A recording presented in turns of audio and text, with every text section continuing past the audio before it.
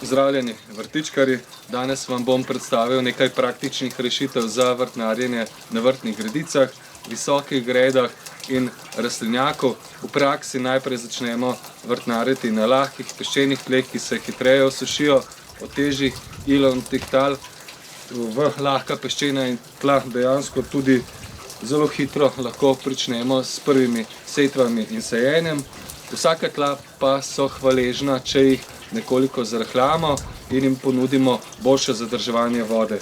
V ta namen bom to leto uporabil kar bioorgansko zemljo na osnovi kokosovih vlaken, ki jo enostavno razporedim po gredicah.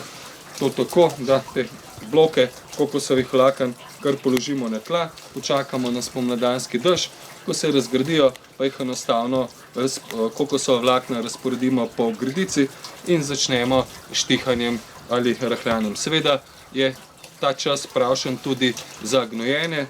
Za gnojenje tesne gredice v domačem vrtu bom to leto uporabil kvalitetno organsko gnojilo Bioorganik, ki ima veliko kalcija, tako tla razkisa.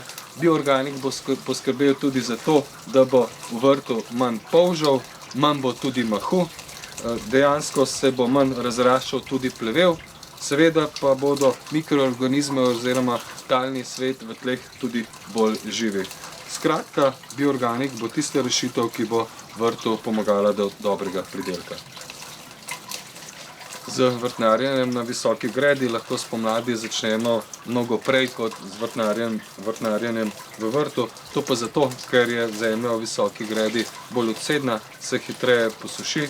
No, mi smo se odločili za visoko gredo na kolesih, zato da jo lahko tudi nekoliko premikamo. To pa zato, ker spomladi iščemo več sonca, poleti pa nekoliko več sence.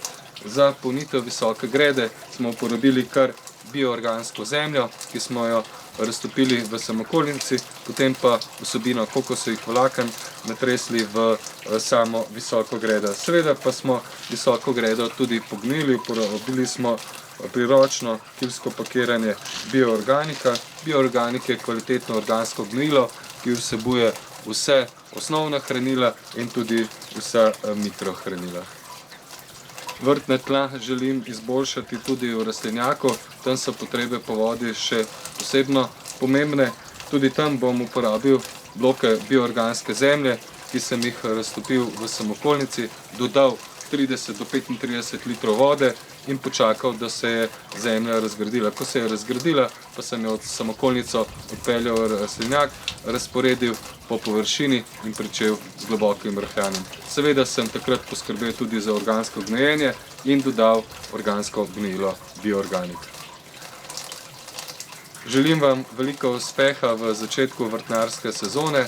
Moje ime je Davor Špehar, veseli me, da to leto vrtnarimo skupaj.